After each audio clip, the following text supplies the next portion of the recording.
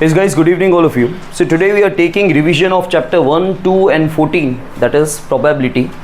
ठीक है, और हम लोग हाल फिलहाल सेकेंड चैप्टर से स्टार्ट कर रहे हैं, that is your quadratic polynomial. ठीक है, अब फर्स्ट टॉपिक है हमारा यहाँ पे कि we have to find the zeros और हमें उसे वेरीफाई करना है. ठीक है, we have to verify the relationship between the zeros and their coefficient. तो सबसे पहले हमेशा याद रखना, जब आपको कोई भी स्टैंडर्ड में 9th 10th आगे चल के भी जब कभी आपको ज़ीरोज़ निकालने हैं अगर, तो सबसे पहला स्टेप आता है कि let P X equals to 0. अच्छा, आपके क्वेश्चन में ये पी एक्स दिया हुआ नहीं है. मैंने क्यों लिखा? क्योंकि आपके हेडिंग में क्वाड्रेटिक पॉलिनोमियल लिखा हुआ है. Find the zeros of the quadratic polynomial, मतलब ये जो है वो क्वाड्रेटिक पॉलिनोमियल है, इसलिए आपको आगे पी एक्स या पी एस पी टी जो भी वेरिएबल है वो आपको लिखना है. तो सबसे पहला स्टेप है हमारा let P X equals to 0. ठीक है, अब पी एक्स क्या है आपका? पी एक्स ये, तो ये लिख दो X square minus 2x minus 8 equals to P X की जगह मैंने ये लिख दिया. ठीक है, अब यहाँ पे 3 टर्म है और हाईएस्ट पावर आपका 2 है, और वैसे भी हाईएस्ट पावर 2 ही होगा क्योंकि आपकी हेडिंग ही वही है, find the zeros of the quadratic polynomial. लेकिन आपका हाईएस्ट पावर 2 है और पावर आपका डिसेंडिंग ऑर्डर में आपको दिख रहा है. देखो, हाईएस्ट पावर 2 है, फिर 1 है, फिर कांस्टेंट है. ठीक है, मतलब आपको क्या करना है? आपको यहाँ पे स्प्लिटिंग द मिडिल टर्म करना है. जब आपका हाईएस्ट पावर 2 हो और पावर डिसेंडिंग ऑर्डर में हो तो आपको क्या करना है? आपको यहाँ पे स्प्लिटिंग द मिडिल टर्म लेना है. जिनको ना दिख रहा है थोड़ा एडजस्ट करके देखें, आराम से बैठे ना रहें यहाँ पे, मैं पूछूंगा आपसे. अब इसके बाद आपको ये चेक करना है कि कुछ कॉमन निकल रहा है कि नहीं. लेकिन कॉमन कब निकलता है? जब यहाँ पे कोई नंबर होगा. तो फर्स्ट टर्म में कोई कोएफिशिएंट होगा तो ही कॉमन निकलेगा, नहीं तो कॉमन नहीं निकलेगा. तो फर्स्ट टर्म में यहाँ पे कोई भी नंबर नहीं है.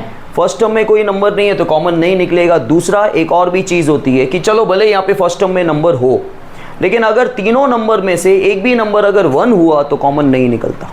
समझ में आया? लेकिन हाल फिलहाल यहाँ पे वैसे भी कोई नंबर नहीं है तो कॉमन नहीं निकलेगा. हम 8 के फैक्टर्स निकालेंगे लास्ट टर्म के.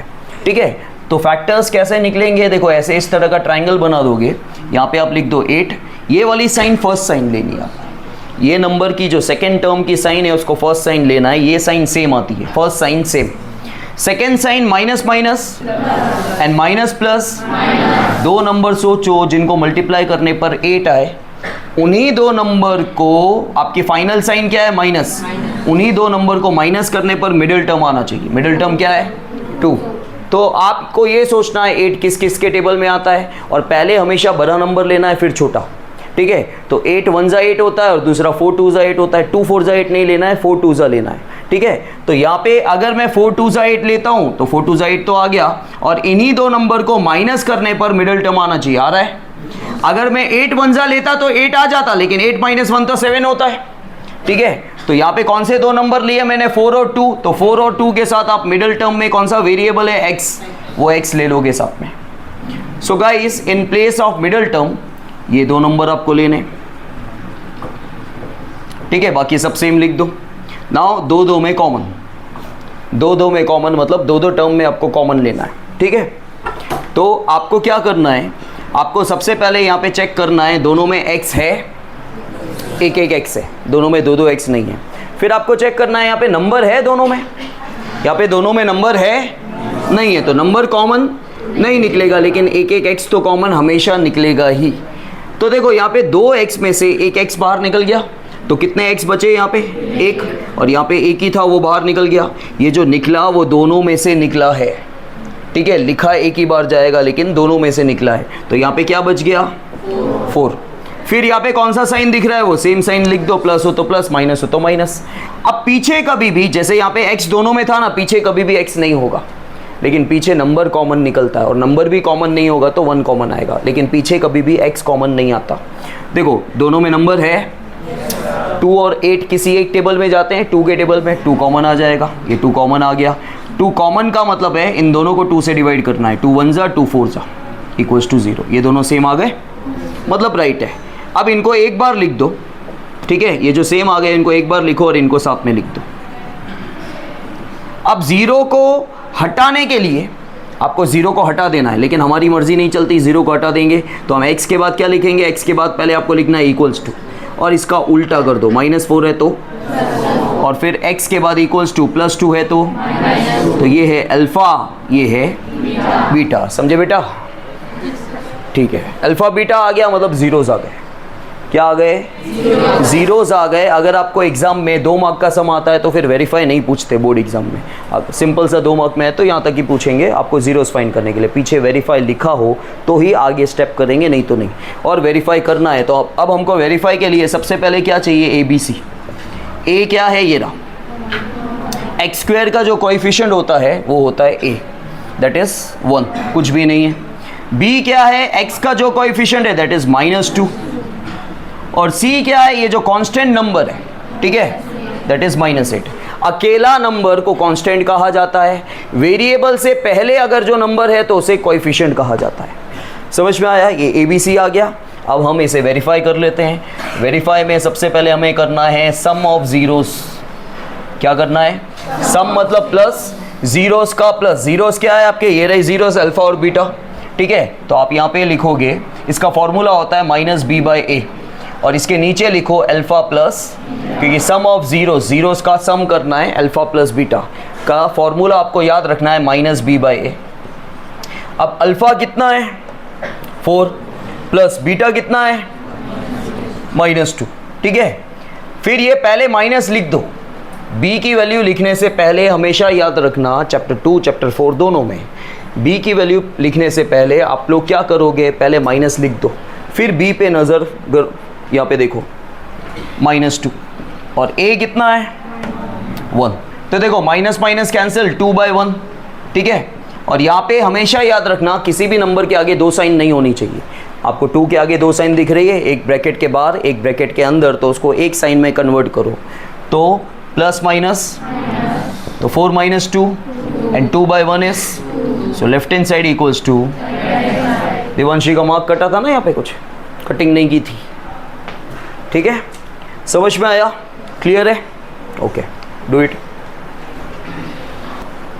Now. See guys, product of zeros, ये दोनों वेरिफिकेशन के पार्ट हैं। प्रोडक्ट ऑफ ज़ीरोस का फॉर्मूला होता है c/a, और प्रोडक्ट का मतलब होता है मल्टीप्लिकेशन अल्फ़ा इंटू। जैसे कोई वीडियो देखेगा तो बोलेगा प्रोडक्ट का मल्टीप्लिकेशन थोड़ी होता है, लेकिन मैथ्स में समझाया जाता है कि प्रोडक्ट आए मतलब मल्टीप्लाई करना है। वैसे प्रोडक्ट का मतलब होता है मल्टीप्लाई करके जो आंसर आता है उसको प्रोडक्ट कहा जाता है। लेकिन आपको ये टेक्निक बताई जा रही है कि प्रोडक्ट आए मतलब मल्टीप्लाई करना है। अब अगेन आपका अल्फ़ा कितना है? अल्फ़ा एस, अब तो आपको दिख रहा है ना, मैं हट गया हूँ। और बीटा सी कितना है आपका? ए कितना है? तो ये तो कंफर्म हो गया, -8/1 is -8।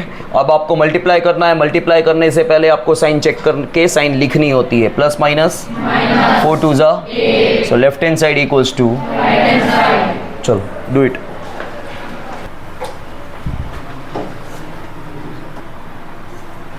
Now see guys, third sum.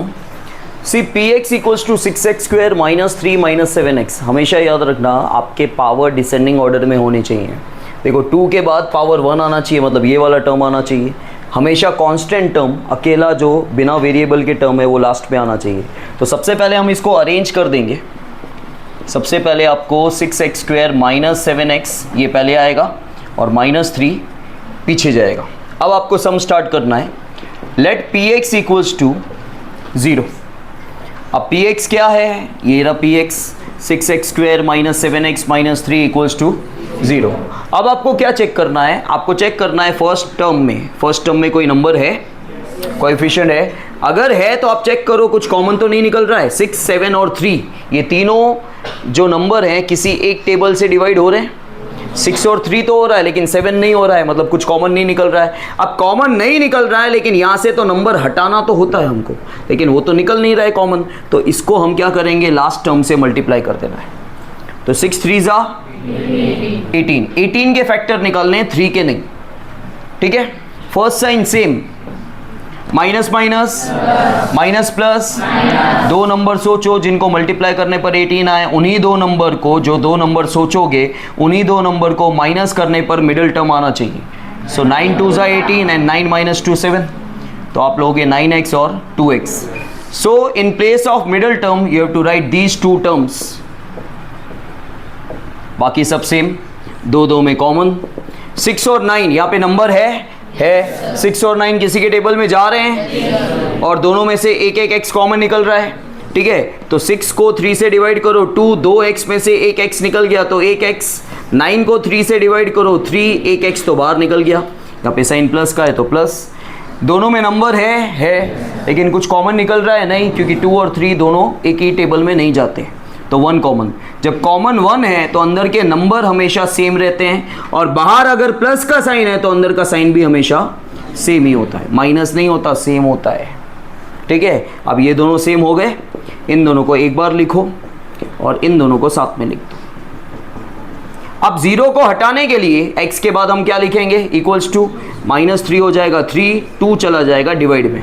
पिछले सम में यहाँ पे कोई कोएफिशिएंट नहीं था, ठीक है।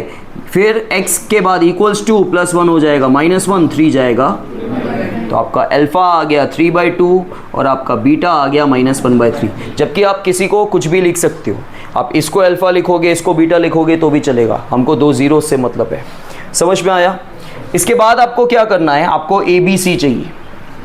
ए क्या है आपका, यहाँ से लेना 6, बी क्या है -7 और सी क्या है -। नाउ वेरीफाई करना आपको सम ऑफ जीरोस, और वेरीफाई वैसे भी यहाँ से चालू हो जाता है, ए बी सी जो मैंने लिखा, ठीक है। अब अल्फा कितना है आपका 3/2 प्लस बीटा कितना है -1/, पहले माइनस लिख दो। बी कितना है ए कितना है 6। ये माइनस माइनस कैंसिल, 7/6 आंसर आ गया, मतलब यहाँ पे भी 7/6 आना चाहिए। लेकिन सबसे पहले किसी भी नंबर के आगे 2 साइन नहीं होना चाहिए, प्लस माइनस। अब इसको सॉल्व करो, 2 और 3 का एलसीएम लेंगे 6, यहाँ पे 6 नहीं है तो 2 3 जा तो ऊपर भी 3 जा, 3 2 जा तो ऊपर भी 2 जा, तो ये हो गया 7/6 equals to 7/6, left hand side equals to right hand side, ठीक है। इसके बाद यहाँ पे अल्फ़ा 3/2, बीटा -1/3, सी -3, ए कितना है 6। सो 3 1 जा 3 2 जा, ये आ गया -1/2, यहाँ पे भी -1/2 आना चाहिए, 3 3 cancel, -1/2। So left hand side equals to right hand side. चलो करो। Now see guys, again you have to find the zeros, लेकिन अब यहाँ पे 2 टर्म है। अगर आपके पास 2 टर्म हो कभी भी तो स्प्लिटिंग द मिडिल टर्म नहीं होता है, ठीक है। वहाँ पे कोई ना कोई दूसरी आइडेंटिटी अप्लाई होगी या कॉमन निकल जाएगा, कुछ ऐसा होगा, लेकिन splitting the middle term 3 term के बिना नहीं होता। तो देखो हमारे पास यहाँ पे 4u² + 8u है। देखो अब आपको ये कैसे याद रखना है, क्योंकि 10th में जितना आता है उतना ही बताया जा रहा है। ऐसे तो आपको किसी के भी ज़ीरोस निकलते हैं, वो सिंप्लीफाई हो सकता है, आइडेंटिटी अप्लाई हो सकती है, कुछ भी हो सकता है, ठीक है। किसी का भी ज़ीरो निकल सकता है, लेकिन 10th में एक लिमिट में दे रखा है आपको, उसमें सारी आइडेंटिटीज़ भी यूज़ नहीं हो रही है। एक आपका स्प्लिटिंग द मिडिल टर्म वाला ज़ीरो है, एक आपके पे 2 टर्म वाले ज़ीरोज़ है। मतलब अगर आपके क्वेश्चन में 2 टर्म होगा तो splitting the middle term apply नहीं होगा। अब क्या हो रहा है कि 2 टर्म वाले 2 क्वेश्चन है आपके पास, एक 5th क्वेश्चन है और एक ये 4th क्वेश्चन है।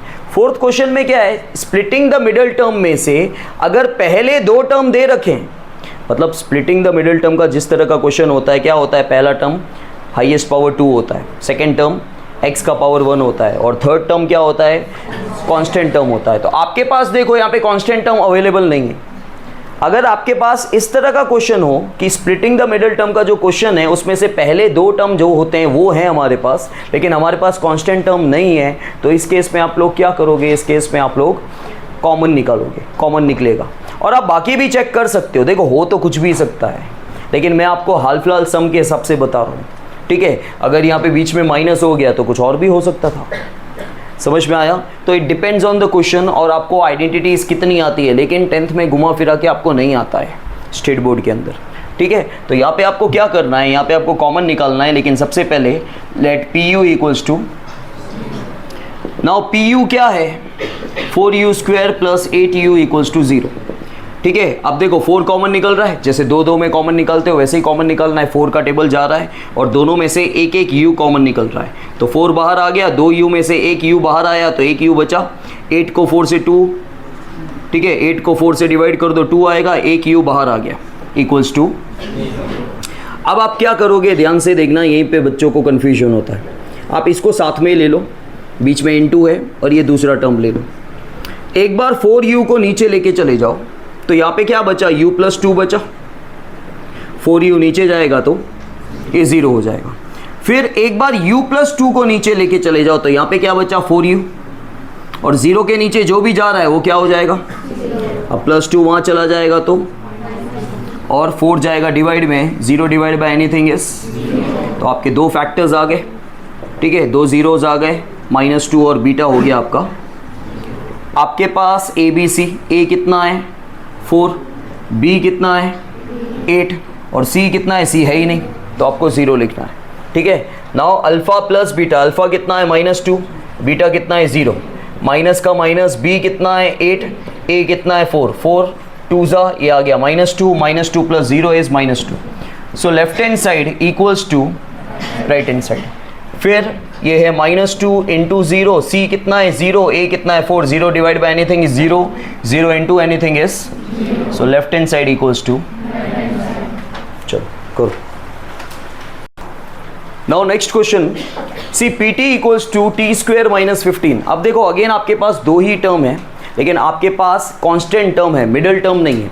मिडिल टर्म मतलब, मेरा बोलने का मतलब है कि आपके पास स्प्लिटिंग द मिडिल टर्म में पहला टर्म जो होता है उसमें हाईएस्ट पावर 2 होता है, फिर हाईएस्ट पावर जो भी वेरिएबल होता है उसका पावर 1 होता है, और फिर कांस्टेंट टर्म होता है। आपके पास यहाँ पे बीच वाला टर्म नहीं है भाई, आपके पास पहला टर्म है और आपके पास कांस्टेंट टर्म है, ठीक है, तो आपके पास वो है। इस केस में हाल फिलहाल चैप्टर में और सालों से ऐसा ही आ रहा है, आपको ट्विस्टिंग नहीं आती, यहाँ पे a² - b² अप्लाई होगा, क्योंकि सबसे पहले a² - b² अप्लाई करने के लिए हमारे पास दो टर्म होने चाहिए और उन दोनों का स्क्वायर रूट निकलना चाहिए और बीच में माइनस होना चाहिए। ये कुछ आइडेंटिफिकेशंस होते हैं, ऐसे ही आप a² - b² अप्लाई नहीं कर सकते भाई। तो आपके पास दो टर्म हैं, आपके पास बीच में माइनस है, इन दोनों टर्म का स्क्वायर रूट निकल रहा है, आप बोलोगे नहीं, जो हमने सीखा है उसके अकॉर्डिंग नहीं, इसका निकल रहा है, इसका नहीं निकल रहा है, इसके फैक्टर निकल रहे हैं लेकिन इसका स्क्वायर रूट नहीं निकल रहा है। लेकिन यहाँ पे आपको ये सिखाया गया है और 9th में भी आपको सिखाया गया था कि जिसका स्क्वायर रूट ना निकले उसके ऊपर स्क्वायर रूट डाल दो तो हो गया, ठीक है। 9th स्टैंडर्ड में आपको मेन एक्सरसाइज में क्वेश्चन नंबर 5 में आपका जो a+b+c² वाला क्वेश्चन था, उस पर एक क्वेश्चन था जिसके ऊपर 2 के ऊपर हमने रूट डाला था। तो सेम यहाँ पे भी ऐसा ही है कि सबसे पहले लेट PT इक्वल्स टू 0। अब PT क्या है, t² - 15, ठीक है। अब आपको यहाँ पे a² - b² अप्लाई करना है, क्योंकि देखो कॉमन तो निकल नहीं रहा है, दोनों में नंबर भी नहीं है, दोनों में t भी नहीं है, वो भी आप देख लोगे, ऐसा भी हो सकता है कुछ कॉमन निकले लेकिन कॉमन नहीं निकल रहा है। तो देखो आपको क्या करना है, a² - b² अप्लाई करना है, लेकिन पहले आपको a² - b² दिखना तो चाहिए, तब जाके आप a + b a - b लिखोगे।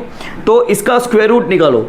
स्क्वायर रूट वेरिएबल का कैसे निकलता है, पावर का आधा कर देने का, ठीक है। पावर क्या है 2, तो पावर का आधा क्या हो जाएगा 1, स्क्वायर रूट निकाल के होल स्क्वायर। यहाँ पे भी ऐसे ही स्क्वायर रूट निकालो और उसका, ठीक है, ये आ गया a, ये आ गया b, a² - b² की identity a + b a - b equals to, अब 0 को हटाने के लिए t के बाद इक्वल्स टू +√15 है तो -√15 हो जाएगा, और ये -√15 है तो ये आ गया आपका अल्फ़ा, ये आ गया आपका, समझे बेटा। a क्या है 1, b क्या है, b नहीं है, ये कांस्टेंट टर्म c होता है, ठीक है। b क्या होता है, b होता है t वाला टर्म होता है जो आपके पास नहीं है, तो b हो जाएगा 0 और c है आपका -15, ठीक है। Now alpha is -√15 and beta is +√15। Minus का माइनस लिख दो, b कितना है 0, a कितना है 1, 0 बाय एनीथिंग इज, क्योंकि एक्चुअली 0 के आगे कोई साइन नहीं होता, 0 एक क्या है, न्यूट्रल नंबर है, प्लस माइनस नहीं होता, लेकिन क्योंकि फॉर्मूला में साइन था तो हमने हाल फिलहाल लिखा, लेकिन 0 का कोई रोल नहीं है।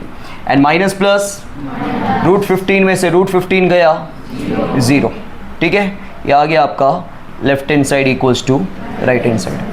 Then alpha is -√15, beta is √15, c कितना है आपका, c है -15, a कितना है 1, -15 बाय 1 इज -15, और माइनस प्लस √15 इंटू √15 15, ठीक है। So left hand side equals to, करो। Now see guys, second question, see find a quadratic polynomial each with the given numbers as the sum and the product of its zeros respectively. आपके पास बोला गया है कि यहाँ पे आपके पास जो दो नंबर दे रखे हैं ये सम ऑफ जीरोस है और ये प्रोडक्ट ऑफ जीरोस है, और आपको क्वाड्रेटिक पॉलिनोमियल फाइंड आउट करना है इस क्वेश्चन में। ये अल्फा बीटा नहीं है, ये दो जीरोस नहीं है, ये पहला जो नंबर दिख रहा है आपको वो सम ऑफ जीरोस है और दूसरा नंबर प्रोडक्ट ऑफ जीरोस है। हमेशा ऐसा ही नहीं होता है, क्वेश्चन में दिया हुआ है इसलिए हम लोग ऐसा ले रहे हैं। क्वेश्चन में अगर ये दिया होता कि ये जीरोस हैं तो हम इसको अल्फा और बीटा मानते हैं, लेकिन क्वेश्चन में ये दिया हुआ है कि ये सम ऑफ जीरोस है पहला नंबर और दूसरा जो है वो प्रोडक्ट ऑफ जीरोस है। ठीक है, तो सबसे पहले आपको यहाँ पे ये लिखना है, लेट, आप ये तो बोलो कि आपने जीरोस को अल्फा और बीटा माना है, वो भी तो लिखना पड़ेगा। आप डायरेक्टली जीरोस को अल्फा और बीटा नहीं ले सकते ना, आप डायरेक्टली यहाँ पे अल्फा प्लस बीटा नहीं लिख सकते, क्योंकि ऐसा नहीं है कि हमेशा जीरोस को अल्फा और बीटा ही बोला जाता है। तो आप सबसे पहले ये बताओ कि late alpha and beta be the zeros of given quadratic polynomial. ठीक है, आपका जो भी आपको क्वाड्रेटिक पॉलिनोमियल फाइंड करना है उसका जीरोस क्या होगा तुषार? कहाँ ध्यान है? कहीं नहीं है। आपको जो भी क्वाड्रेटिक पॉलिनोमियल फाइंड करना है उसके जीरोस आप क्या ले रहे हो, आप क्या मान रहे हो? अल्फा और बीटा। ठीक है, अब आपके पास जो दिया हुआ है वो अल्फा बीटा नहीं है, वो क्या है? अल्फा प्लस बीटा 1/4 है और अल्फा इंटू बीटा कितना है? सम ऑफ जीरोस 1/4 है और प्रोडक्ट ऑफ जीरोस -1 है। ठीक है, अब आपके पास इसके बाद आपको क्या करना है? px इक्वल्स टू आपको क्वाड्रेटिक पॉलिनोमियल फॉर्म करना है, that is x square minus alpha plus beta into x plus alpha into beta. ठीक है, नाउ एक्स स्क्वेयर की जगह एक्स स्क्वेयर, आपके पास अल्फा प्लस बीटा दे रखा है 1/4 इंटू एक्स और अल्फा इंटू बीटा है -1। अब किसी भी नंबर के आगे दो साइन नहीं होनी चाहिए तो प्लस माइनस। अब आप एलसीएम ले लो, 1 4 1 का एलसीएम क्या आएगा? तो यहाँ पे आप ऊपर नीचे 4 से मल्टीप्लाई करो, यहाँ पे तो 4 है और यहाँ पे भी आप ऊपर नीचे 4 से मल्टीप्लाई कर दो। समझ में आया? अब आपको क्या करना है ना, आपको ऊपर से कुछ भी कॉमन नहीं निकल रहा है तो कॉमन आ जाएगा 1, लेकिन नीचे से 4 कॉमन निकल रहा है क्योंकि 4 एक कॉमन डिनोमिनेटर है सबका।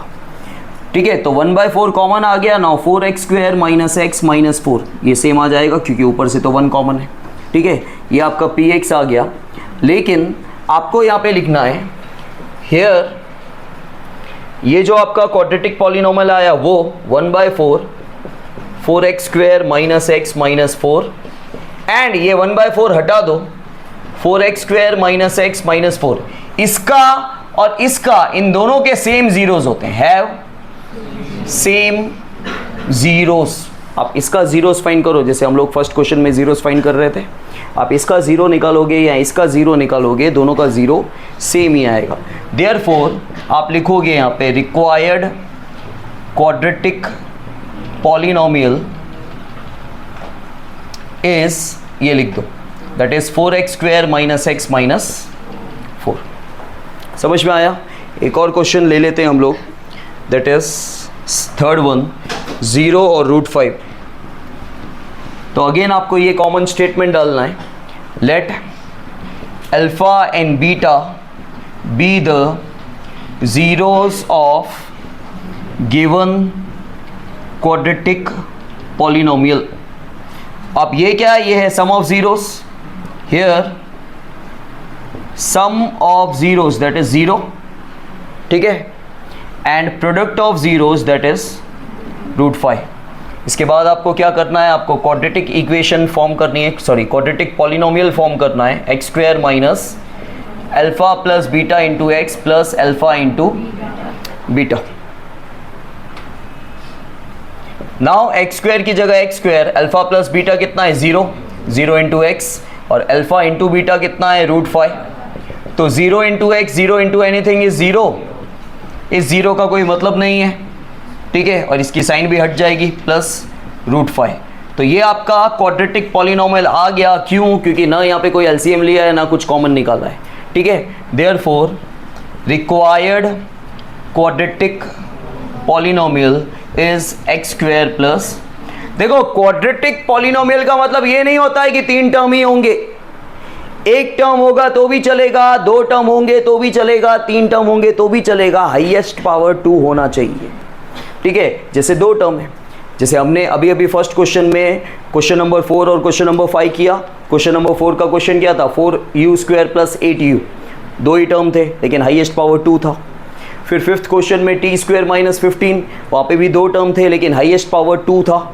जब आपका हाईएस्ट पावर स्क्वायर हो तो उसे क्वाड्रेटिक कहा जाता है। फिर एक ही टर्म हो तो भी चलेगा, दो टर्म हो तो भी चलेगा, तीन टर्म हो तो भी चलेगा, चार टर्म होंगे नहीं, वो क्यूबिक हो जाएगा। समझ में आया? चलो करो ये। Now see guys, today's topic is now probability, that is your संभावना।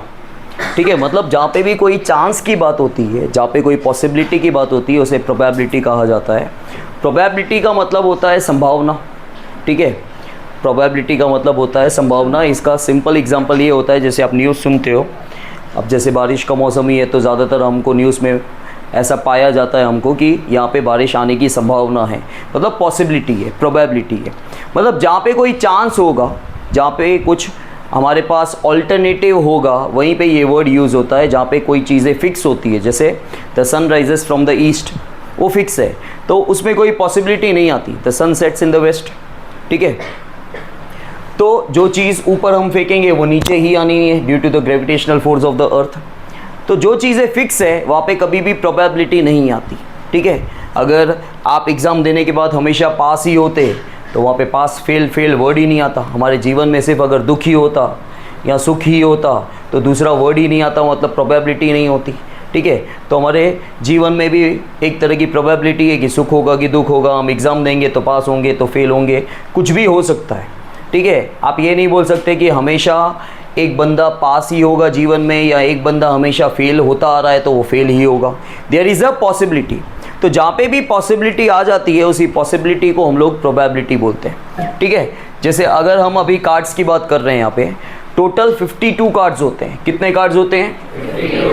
52 कार्ड्स होते हैं। जिनको कार्ड्स आते हैं वो बोलेंगे सर 54 होते हैं, दो जोकर भी होते हैं, लेकिन जोकर यहाँ पे बुक्स में नहीं है। ठीक है, जो क्लाउन्स होते हैं जोकर वो यहाँ पे नहीं है। टोटल 52 कार्ड्स होते हैं। 4 तरह के पत्ते होते हैं, हर तरह के पत्ते 13 पत्ते होते हैं। 2 ब्लैक कलर के पत्ते होते हैं, 2 रेड कलर के पत्ते होते हैं। जो ब्लैक कलर के हैं वो क्लब और स्पेड है, और जो रेड कलर के पत्ते हैं वो डायमंड और हार्ट है। ठीक है, अब जनरली इससे पहले की स्टडी में हम लोग बोलते थे कि there are 40 face cards, sorry 40 numbering cards, और 12 आपके फेस कार्ड्स हैं। फेस मतलब ये जो आप जैक क्वीन किंग देख रहे हो, ठीक है, इस पे फेस होता है,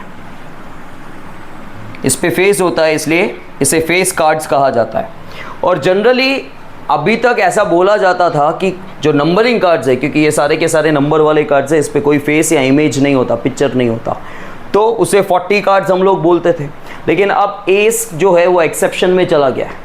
ठीक है, ठीक है, गूगल की स्टडी में भी ये बता रहा है, 6 महीने पहले की स्टडी में नहीं बता रहा था गूगल भी, कि वो यही बता रहा था कि 40 नंबरिंग कार्ड्स होते हैं। अब ये बताया जा रहा है कि एस जो है वो एक्सेप्शन में जा रहा है। स्टिल कहीं पे पब्लिश नहीं हुआ है, लेकिन फिर भी ये बताया जा रहा है यहाँ पे कि एस जो है वो नंबरिंग कार्ड में काउंट नहीं करना है आपको, बाकी आपको जैसा बोला जाए। ठीक है, तो यहाँ पे एस जो है वो आपको नंबरिंग कार्ड में नहीं लेना है। एस जो है वो फेस कार्ड भी नहीं है, एस है, इक्का। ठीक है, उसको नंबरिंग कार्ड में भी आपको काउंट नहीं करना है हल्फ, और आपको फेस कार्ड में भी काउंट नहीं करना है। ठीक है, बाकी आपके अलग अलग स्कूल्स में जैसा आपको करवाया जाए उसके अकॉर्डिंग आप कर लेना। तो यहाँ पे आपके जो नंबरिंग कार्ड हैं वो कितने हो जाएंगे? 36 कार्ड्स। 36 कार्ड नंबरिंग कार्ड है, 12 आपके फेस कार्ड्स हैं, और 4 आपके एस हैं। टोटल 52 हो गए। ठीक है, 52 का सबसे पहले मैंने आपको बाइफर्केशन बताया कि हर तरह का पत्ते कितने होते हैं? 13 पत्ते होते हैं। ठीक है, 13 पत्ते, 13, टोटल 52। 26 पत्ते आपके ब्लैक कलर के कार्ड्स हैं, और 26 कार्ड्स आपके रेड कलर के कार्ड्स हैं। टोटल फेस कार्ड कितने हैं? 12, लेकिन उसमें से ब्लैक फेस कार्ड कितने हैं? जो ब्लैक कलर के फेस कार्ड है वो ब्लैक हैं, वो कितने हैं? 6। और आपके रेड कलर के वो भी 6 है। समझ में आया? आपके स्पेड के टोटल पत्ते कितने हैं? 13। ठीक है, लेकिन स्पेड के फेस कार्ड कितने हैं? वो तो 3 ही है। रेड कलर के फेस कार्ड कितने हैं? ठीक है, डायमंड की रानी कितनी है? एक ही है। रेड कलर की रानियां कितनी है? 2। और ब्लैक कलर की क्वीन कितनी है? 2। और ब्लैक कलर के जैक कितने हैं? 2। और जैक कितने हैं? 4। सिर्फ जैक बोला मैंने, वैसे तो हर पत्ता 4 है। एस भी 4 है, 2 भी 4 बार है, 3 भी 4 बार है। समझ में आया? तो ये इन्फॉर्मेशन आपको, बेसिक इन्फॉर्मेशन पता होनी चाहिए, बाकी आप कोई भी सम सॉल्व कर पाओगे। क्लियर है? आपको मेनली ये याद रखना है कि आपको नंबरिंग कार्ड में आपसे 36 लेने हैं। जो इक्का है उसको अलग से ही कंसिडर करना है, वो फेस कार्ड में भी नहीं लेना है हाल फिलहाल आपको। स्टिल अलग अलग स्कूल्स में आपको अलग अलग बताया जाएगा, हाल फिलहाल स्कूल के अकॉर्डिंग आपको फॉलो करना है करके। ठीक है, वैसे जनरली यही होता था कि जो 1 है, एस है, वो हमेशा नंबरिंग कार्ड में आता था। There are 40 numbering cards and 12 face cards, लेकिन अब मैंने भी उस दिन देखा तो वहाँ पे नहीं दिया हुआ है, एस जो है उसको नंबरिंग में काउंट नहीं कर रहे हैं। आगे हम लोग देख लेंगे एग्जैक्टली क्या बोला जा रहा है इसके बारे में। समझ में आया? तो क्लब के टोटल पत्ते कितने हैं? 13। स्पेड के भी 13, डायमंड के भी 13 और हार्ट के भी 13। टोटल 26 रेड कार्ड्स हैं और 26 ब्लैक कार्ड्स हैं। आपके फेस कार्ड्स टोटल 12 हैं, जिसमें से रेड फेस कार्ड्स कितने हैं? 6। और यहाँ पे ब्लैक फेस कार्ड्स भी कितने हैं? और ब्लैक कार्ड्स कितने हैं? ठीक है, क्लब के कार्ड कितने हैं? टोटल कार्ड कितने हैं? टोटल नंबरिंग कार्ड कितने हैं? टोटल एस कितने हैं? ब्लैक कलर के एस कितने हैं? 1 2 2। ठीक है, रेड कलर के एस कितने हैं? रेड कलर के फेस कार्ड कितने हैं? रेड कलर के किंग कितने हैं? किंग कितने हैं? 4। समझ में आया? तो सिर्फ ये आना चाहिए, बाकी मेथड तो हमारा कॉमन ही है। क्लियर? अब इसके बाद हम लोग ले लेते हैं कॉइन्स। बहुत इंपॉर्टेंट है कॉइन्स के बारे में। कॉइन्स का एक फॉर्मूला है, दैट इज 2n। जितने सिक्के आप उछालोगे उतना होता है n। अगर आपने एक ही सिक्का उछाला तो n हो जाएगा 1, आपने 2 सिक्के उछाले तो n हो जाएगा 2, आपने 3 सिक्के उछाले तो n हो जाएगा 3। ठीक है, बाकी देखो इससे आपको ये पता चलेगा कि टोटल नंबर ऑफ आउटकम्स पता चलेंगे। क्या पता चलेंगे? Total number of. तो देखो नंबर ऑफ आउटकम्स में तो आपसे कुछ भी पूछा जा सकता है। आपसे ये भी पूछा जा सकता है कि अगर आप 6 सिक्के उछालो एक साथ, ठीक है, 6 सिक्के उछालोगे तो 2⁶ आ जाएगा, आंसर आ जाएगा 64। तो आपके 64 आउटकम्स होंगे। लेकिन ये एमसीक्यू या 1 वर्ड में ही बोल सकते हैं, आपको ये कभी बोला नहीं जाएगा कि 64 आउटकम्स कौन से हैं बताओ, वो आपके लिए पॉसिबल नहीं है बताना। ठीक है, कौन से आउटकम्स हैं वो खाली 3 सिक्कों तक आएगा आपको, उससे ज़्यादा नहीं आएगा। सपोज कर लो कि आप एक ही सिक्का उछाल रहे हो। इफ़ अ बैलेंस्ड कॉइन को हमेशा बैलेंस्ड बोला जाता है, अनबायस्ड कॉइन मतलब वो बायस नहीं होता, वहाँ पे कोई किसी का वो फेवर नहीं करता, वो अनबायस्ड कहलाता है बैलेंस्ड कॉइन। इफ़ अ मतलब एक, if a balanced coin is tossed, ठीक है, तो आपका n क्या हो जाएगा? सिक्का कितना है? 1, तो 2⁻1 दैट इज। तो आपका सैंपल स्पेस को u से डिनोट किया जाता है। सैंपल स्पेस का मतलब होता है टोटल पॉसिबल आउटकम्स, आपके क्या क्या रिजल्ट आ सकते हैं। आप एक्सपेरिमेंट कर रहे हो, ये क्या कर रहे हो? सिक्का उछाल रहे हो, मतलब कुछ भी कर रहे हो उसको एक्सपेरिमेंट बोलते हैं, और जो आएगा आंसर उसको रिजल्ट बोला जाता है। तो आपका रिजल्ट क्या आएगा? एक ही सिक्का उछालोगे 2 रिजल्ट आएंगे, एक हेड आ सकता है या जैसे आपने एग्जाम दिया उसका रिजल्ट क्या आ सकता है? यहाँ पास हो गए या फेल हो गए। समझ में आया? अब सपोज कर लो अगर आपने 2 सिक्के उछाले, if 2 balanced coins are tossed, ठीक है, अगर आपने 2 सिक्के साथ में उछाले तो आपका फॉर्मूला है 2⁻n, तो क्या हो जाएगा? 2² दैट इज। तो आपके पॉसिबल आउटकम्स कितने आ जाएंगे? 4। कौन कौन से 4? अब सपोज कर लो आपने 2 सिक्के उछाले, दोनों पे हेड आया, तो हेड, दोनों सिक्कों पे टेल आया। अब ऐसा हो सकता है पहले सिक्के पे हेड आए दूसरे पे टेल आए, ऐसा हो सकता है पहले पे टेल आए दूसरे पे, ठीक है। अब थर्ड वाला इंपॉर्टेंट है, if 3 coins are tossed together या साइमल्टेनियसली, ठीक है, अगर 3 सिक्के साथ में उछाले जा रहे हैं ऑल टुगेदर या फिर साइमल्टेनियसली, दोनों का मतलब एक ही होता है, लेकिन इसका क्वेश्चन दूसरे तरीके से भी आता है। ठीक है, 3 सिक्के साथ में उछाले जा रहे हैं या एक सिक्का 3 बार उछाला जा रहा है, दोनों के पॉसिबल आउटकम्स 8 होते हैं।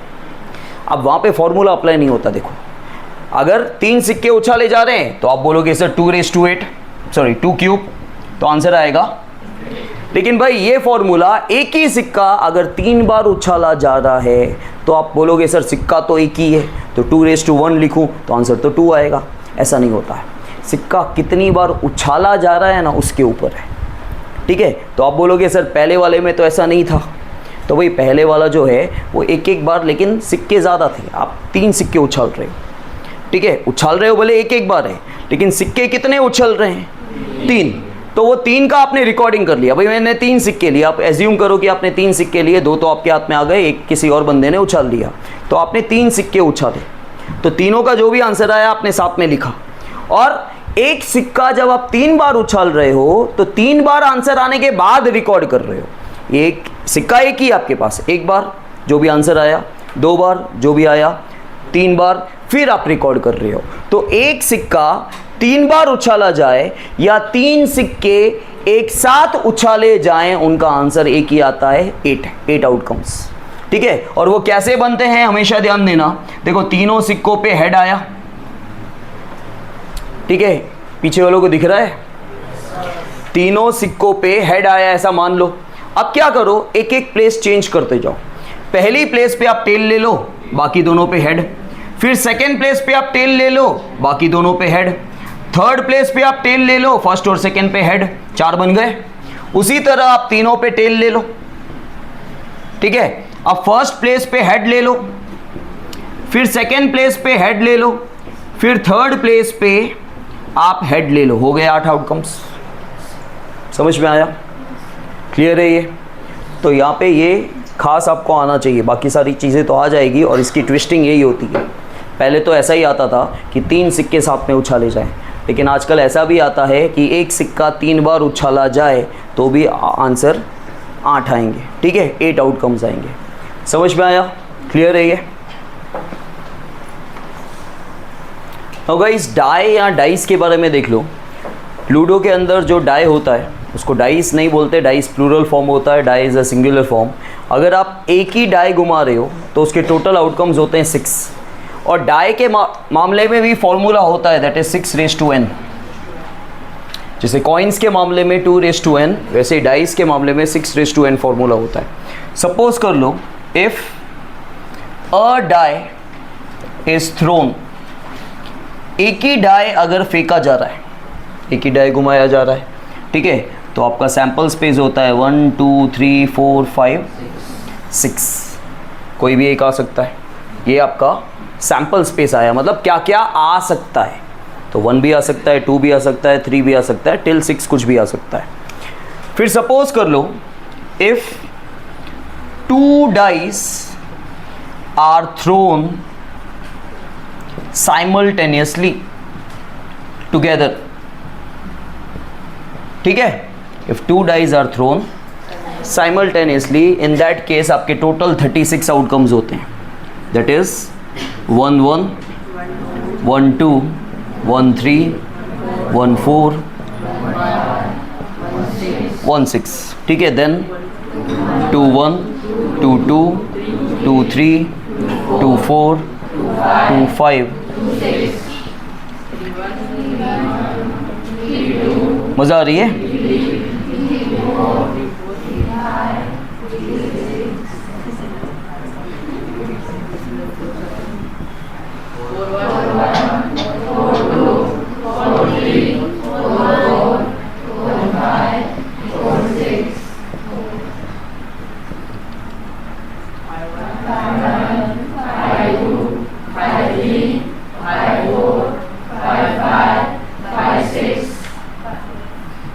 Five 7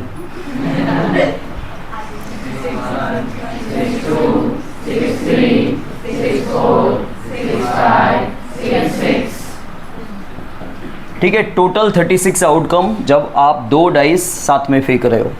अब देखो, अगर आपको बनाना होगा तो इतना ही आएगा, लेकिन आपको ऑब्जेक्टिव में पूछा जा सकता है कि अगर 3 डाइस साथ में फेंके जाएं तो हो जाएगा 6 cube, that is 216, total 216 outcome आएंगे। तो फॉर्मूला के बेस पे आपको ऑब्जेक्टिव पूछा जा सकता है, लेकिन आपको सम में अगर पूछा जाएगा तो इन दोनों के बेसिस पे पूछा जाएगा। समझ में आया? क्लियर है? कर लो कॉपी। गाइस सम नंबर 14, देखो 1 कार्ड या अ कार्ड आता है, हमेशा याद रखना। कभी भी आपको लिखा हुआ जो आएगा वो 1 कार्ड या अ कार्ड होगा, 2 कार्ड या एक से ज़्यादा कार्ड होंगे ही नहीं, क्योंकि आपके पैटर्न में नहीं है। ठीक है, तो एक ही पत्ता सेलेक्ट करना होगा, ये कंपलसरी ऐसा ही होगा।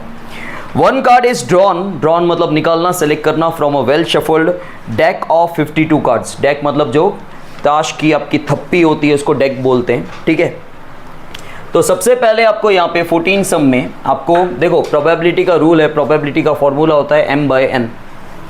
ठीक है, सबसे पहले निकलता है n, सिंपल फॉर्मूला क्या होता है m/n, पहले ये याद रख लो। लेकिन उसमें निकलता क्या है, पहले n कहाँ से निकलता है? आपके क्वेश्चन में जो टोटल चीज़ दे रखी है उसको n बोलते हैं।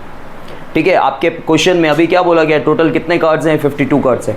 आपको 52 में से एक पत्ता सेलेक्ट करना है, वो दूसरी बात है। आपके पास टोटल कार्ड्स है कितने? 52। ठीक है, तो यहाँ पे आ जाएगा आपका n क्या हो जाएगा आपका 52। तो यहाँ पे आप लिखोगे, देखो आपको टोटल कार्ड में से एक ही पत्ता सेलेक्ट करना है, तो आपको लिखना है total number of primary outcomes, या फिर आप लिख सकते हो total number of ways, total number of primary outcomes of selecting a card from total cards is n, और n कितना हो जाएगा?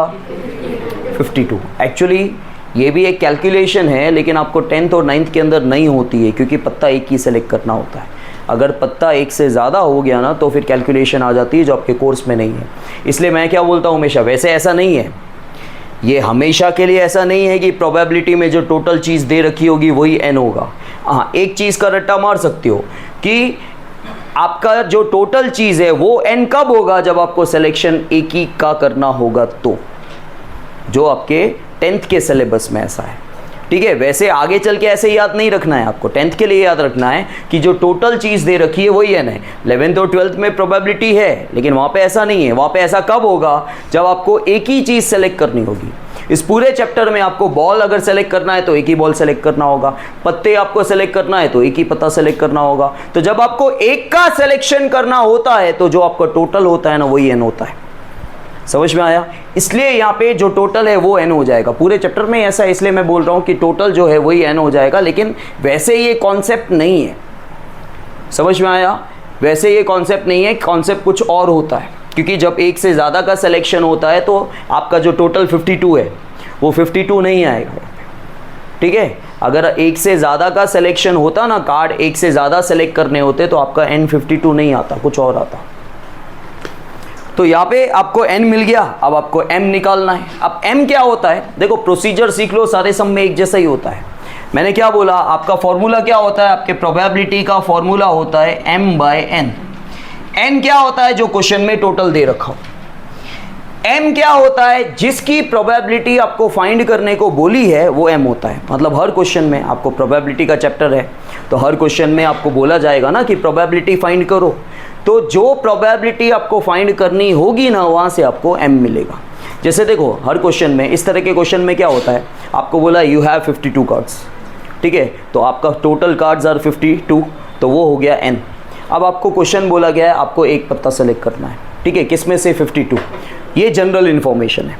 ठीक है, ये एक जनरल इन्फॉर्मेशन है कि आपको टोटल कार्ड्स में से एक पत्ता सेलेक्ट करना है, लेकिन प्रोबेबिलिटी जो आपको फाइंड करनी है वो आपको ये बताएगी कि वो एक कार्ड कौन सा है, वो आपकी प्रोबेबिलिटी है और उसमें से आपको मिलेगा m। ठीक है, आपके पास पहले जनरल इन्फॉर्मेशन है, यू हैव टोटल 52 कार्ड्स, जो आपका टोटल है वही आपका n हो जाएगा 10th के अंदर, आगे चल के नहीं। और आपको ये इन्फॉर्मेशन बताई गई है कि आपको टोटल कार्ड्स में से एक कार्ड सेलेक्ट करना है, लेकिन प्रोबेबिलिटी हमेशा आपको ये बताती है कि वो एक कार्ड कौन सा है। ठीक है, तो यहाँ पे जैसे 6 प्रोबेबिलिटी निकालनी है। ठीक है, तो देखो फिर से क्वेश्चन रीड कर रहा हूँ। 1 card is drawn from a well shuffled deck of 52 cards. यहाँ से अपने को n मिल गया। Now find the probability of getting, सबसे पहले प्रोबेबिलिटी फाइंड करनी है। जो एक पत्ता आपको सेलेक्ट करना है ना, वो एक पत्ता कौन सा है? King of red colour. Now how many red colour kings are there? 2। अब बच्चों को अगेन ये कन्फ्यूजन होता है, सर पत्ता तो एक ही सेलेक्ट करना है। आप बोल रहे हो कि सर आप यहाँ पे बोल रहे हो कि रेड कलर के किंग 2 होते हैं। हाँ तो 2 होते हैं, हमें एक ही पत्ता सेलेक्ट करना है। तो आप बोलोगे सर आंसर तो 1 आएगा। ऐसे तो हर जगह आंसर 1 आएगा भाई, क्योंकि हर जगह आपको यही बोला गया है कि एक ही पत्ता सेलेक्ट करना है, वो पत्ता कोई भी हो। अभी भी आपके पास रेड कलर के किंग कितने हैं? 2, लेकिन हम पॉसिबिलिटी लिख रहे हैं। ठीक है, पॉसिबिलिटी का मतलब मैं आपको सिंपल एग्जांपल में समझा दूं। आपने एग्जाम दिया, ठीक है, आपने एग्जाम दिया, आपके रिजल्ट क्या क्या आ सकते हैं? आइदर यू विल पास और यू विल फेल। ठीक है, देयर आर 2 पॉसिबिलिटीज। तो हम यहाँ पे पॉसिबिलिटीज लिख रहे हैं।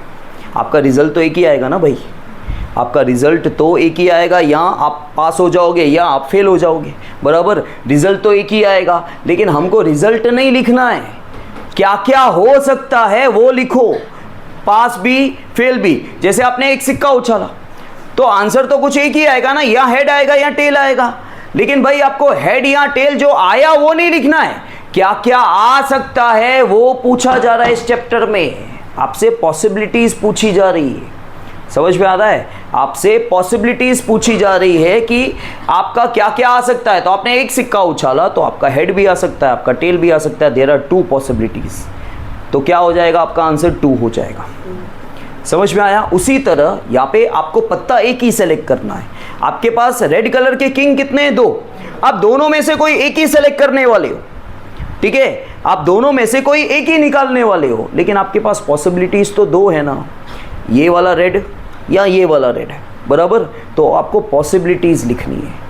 समझ में आया? बच्चों को समझ में स्टिल नहीं आता है कि वो बोलते हैं कि सर पत्ता तो एक ही सेलेक्ट करना है ना, तो आंसर तो 1 ही आएगा ना। तो ऐसे तो पूरे चैप्टर में हर जगह एक ही चीज़ सेलेक्ट करनी है, हर जगह बार बार M1 आ जाएगा आपका, ऐसा नहीं है। आपको रिजल्ट नहीं लिखना है, आपको ऑप्शंस लिखने हैं, आपको पॉसिबिलिटीज लिखनी है। समझ में आया? हमको यहाँ पे बोला गया है, ऊपर बोला गया है आपको एक ही पत्ता सेलेक्ट करना है 52 में से। फिर नीचे पॉसिबिलिटी बोली है कि वो जो एक पत्ता है ना, वो रेड कलर का किंग होना चाहिए। आप रेड कलर के किंग 2 हैं, तो लेकिन पत्ता तो आपको एक ही सेलेक्ट करना है। तो आप बोलोगे सर ये सेलेक्ट करूँ या ये? How many options you have? You have 2 options, you have 2 option. ठीक है, अब जैसे हम यहाँ से बाहर निकले, बहुत प्यास लगी है, बहुत प्यास लगी है, गन्ने के रस वाला भी खड़ा है, सामने कोल्ड ड्रिंक वाला भी है, पानी भी है, नारियल वाला भी है। अब तुम बोलोगे सर पहले मैंने नारियल भी पी लिया, फिर पानी भी पी लिया, चलो वो दूसरी बात हो गई। लेकिन अगर सपोज कर लो कि आपका क्वेश्चन ये है कि आपको प्यास लगी, यू हैव 4 ऑप्शंस, ठीक है, लेकिन आप उसमें से आपके पास उतने ही पैसे हैं कि कोई एक ही सेटिस्फाइड आप कर सकते हो, ठीक है, लेकिन आपके पास ऑप्शन कितने हैं? आप ये भी पी सकते हो सिंपल पानी, आप नारियल पानी भी पी सकते हो, आप जूस भी पी सकते हो भाई, आप कोल्ड ड्रिंक भी पी सकते हो, लेकिन पियोगे तो जो पी रहे हो वो नहीं लिखना है, क्या क्या कर सकते हो वो लिखना है। समझ में आया? तो यहाँ पे आपको रेड कलर के किंग 2 हैं, 2 ऑप्शन है, तो ऑप्शन लिखना है, दैट्स वाई 2 आ रहा है। समझ में आया कि 1 क्यों नहीं आ रहा है? क्लियर है ये? तो देखो आपको प्रोबेबिलिटी निकालनी है, उसको हम लोग बोलते हैं इवेंट, और इवेंट को डिनोट किया जाता है कैपिटल लेटर से। इवेंट को डिनोट किया जाता है कैपिटल लेटर से, कोई भी कैपिटल लेटर ले लो तुम्हारी इच्छा। तो मैं यहाँ पे लिख रहा हूँ event that a selected card, एक कार्ड निकालना है ना, 52 में से एक कार्ड हमको सेलेक्ट करना है, तो वो जो सेलेक्टेड कार्ड है वो कौन सा होना चाहिए? वो सेलेक्टेड कार्ड होना चाहिए किंग ऑफ रेड कलर, ठीक है, वो सेलेक्टेड कार्ड होना चाहिए, selected card is a king of. और जबकि देखो तुम्हारे क्वेश्चन में भी ऐसा ही है, बच्चों का डाउट क्यों नहीं जाता है कि 2 आएगा, क्योंकि क्वेश्चन भी में भी क्या लिखा है? A king of red colour. जो आप एक पत्ता सेलेक्ट करोगे वो किंग ऑफ रेड कलर होना चाहिए, तो आपको ध्यान जाता है कि एक ही तो पत्ता सेलेक्ट करना है, लेकिन भाई आपको ऑप्शंस लिखने हैं। How many king of red colours you have? 2, ठीक है। तो फिर आपको लिखना है therefore total number of favourable outcomes, ये कितना है? इज m, और m कितना हो गया? 2। तो आपकी प्रोबेबिलिटी आ गई, probability of a equals to m/n that is 2/52, 2 1s are 226। ठीक है, अब सेकेंड ऑप्शन बोला गया है अ फेस कार्ड। आप सेम क्वेश्चन कि आपको एक पत्ता सेलेक्ट करना है, लेकिन वो एक पत्ता कौन सा होना चाहिए, फेस कार्ड का होना चाहिए। तो आप सेकेंड इवेंट बनाओ, event that a selected card, same question same sentence, event that a selected card is a face card. अब फेस कार्ड में से कोई एक ही कार्ड लेना है, लेकिन how many options you have, 12 face cards are there. ठीक है, तो therefore total number of favourable, क्योंकि m को total number of favourable outcome बोलते हैं, इज m, वो कितने हैं 12। सो प्रोबेबिलिटी ऑफ b, क्योंकि आपने लेटर b लिया यहाँ पे, that is m/n, that is 12/52। So 4 3s are 4 13s are। समझ में आया? सेंटेंसेस आपके सबके सेम आएंगे, मैं बाकी के m आपको बता दे रहा हूँ कि m क्या क्या आएंगे। थर्ड में आपको लेना है a red face card. Red colour के फेस कार्ड कितने हैं? तो आपका थर्ड कंडीशन में, थर्ड इवेंट में m आ जाएगा 6। ठीक है, सेंटेंस सेम ही यूज करना है आपको। फिर फोर्थ कंडीशन जो है उसमें बोला गया है the jack of hearts. Heart के जैक कितने होते हैं? एक ही होता है, तो आपका फोर्थ में आ जाएगा m1। फिर फिफ्थ में बोला गया है अ स्पेड। स्पेड के टोटल पत्ते कितने होते हैं भाई? ठीक है, तो स्पेड के टोटल पत्ते होते हैं 13, तो m आ जाएगा 13। और सिक्स्थ कंडीशन आपकी दे रखी है the queen of diamonds. Diamond की क्वीन कितनी होती है वो भी, तो आपका सिक्स्थ में m हो जाएगा। समझ में आया? तो सबका m मिल गया। उसके बाद प्रोबेबिलिटी आप डाल देना। यहाँ पे थर्ड कंडीशन में इवेंट को c ले लेना, इसको d ले लो, फिफ्थ को e ले लो, कोई भी लेटर ले लो, उसके हिसाब से आंसर आ जाएगा। समझ में आया? क्लियर है? ओके।